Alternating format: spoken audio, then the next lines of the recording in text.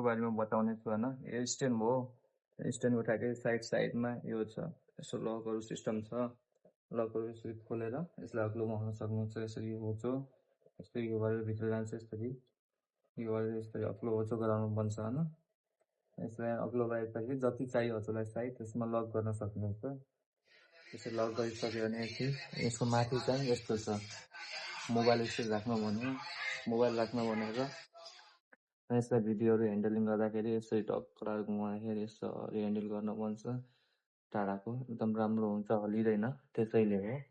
अनि यसरी गरेर सकेपछि अनि यहाँदेखि साइजहरू घटाउन बढाउनु पनि भन्छ। यहाँदेखि त्यो छ, यस्तो टुल छ, यसरी साइज घट्ने बढ्ने हुन्छ, देख्न सक्नुहुन्छ।